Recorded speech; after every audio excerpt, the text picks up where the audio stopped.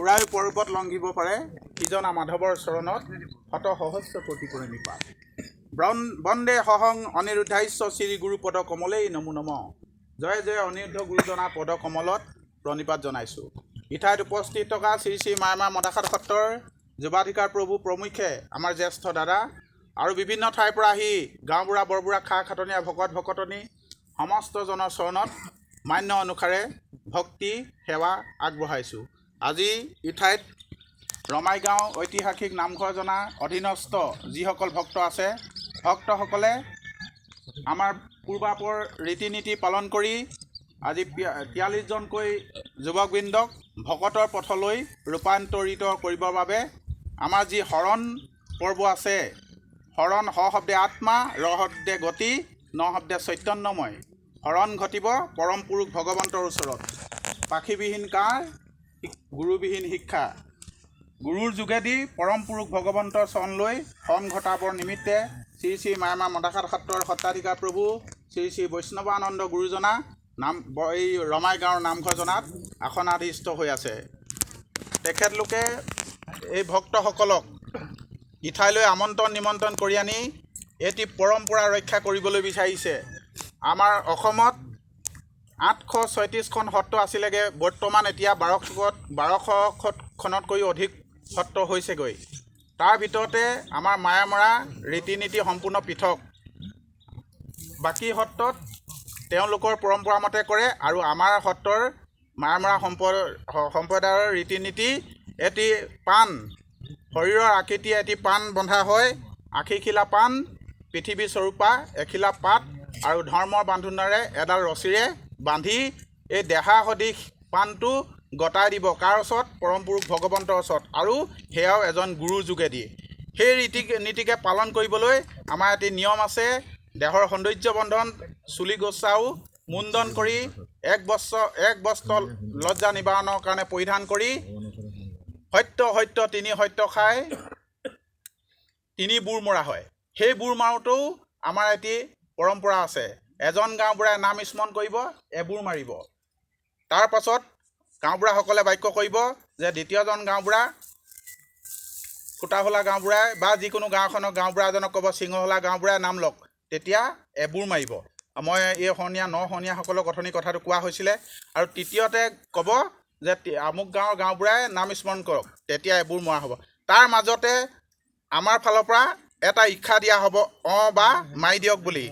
আমাৰ সত্ৰৰ ডেকা সত্ৰাধিকাৰ প্ৰভু আছে, তেওঁৱে আপোনাসৱক এটি ইংগিত দিব যে তেতিয়া যিসকল লগত আছে এই শৰণীয়াসকলক সহায়ৰ কাৰণে তেওঁলোকে যাতে এই কথাটো শৰণীয়াসকলতকৈও তেওঁলোকে বেছি কথাটো গুৰুত্ব দিয়ে। কাৰণ একেবাৰে 3 বুৰ বা 2 বুৰ মৰাই নিদিব। আমাৰ এজন গাঁওবুঢ়াই হৰি বুলি ক'ব, আমি সমস্তজনে ৰাম বুলি ক'ম, তেওঁ ৰাম বুলি ক'ব, আমি হৰি বুলি ক'ম। 12 বাৰপূৰ খুৱাব, নিৰন্তৰে হৰি নোবোলালৈকে এবুৰহে মাৰিব, একেবাৰে কিন্তু 3 বুৰ মৰাই নিদিব। সেয়েহে মই শ্ৰী শ্ৰী মায়ামা মদাখাট সত্ৰৰ ডেকা সত্ৰাধিকাৰ প্ৰভু ইঠাইত উপস্থিত আছে, তেওঁকো এই কাৰ্য আগবঢ়াই নিবৰ বাবে মই অনুৰোধ জনালোঁ। আৰু 3জন গাঁওবুঢ়া এতিয়া নিৰ্বাচিত কৰি লওক, তাৰ পাছত যাতে তুমি লোৱা কৈ নাথাকে।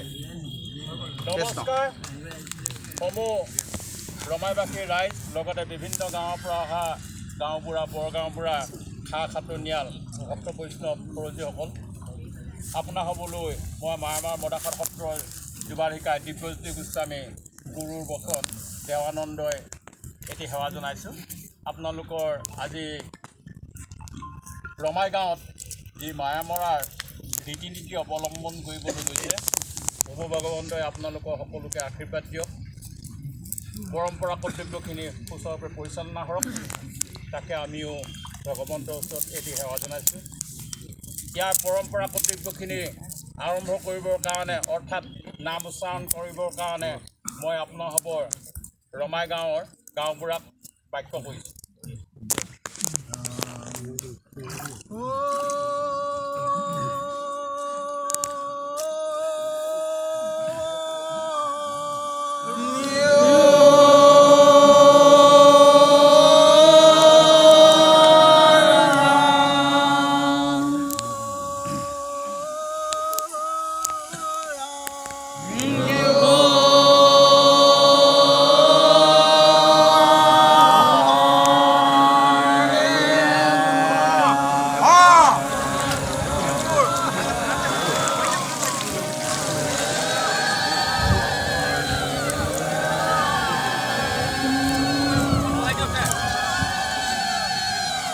দ্বিতীয়জনে লওক দ্বিতীয়জনে লওক শিৰিঙুনা গাঁৱৰ পৰা বাক্য কৰিছোঁ।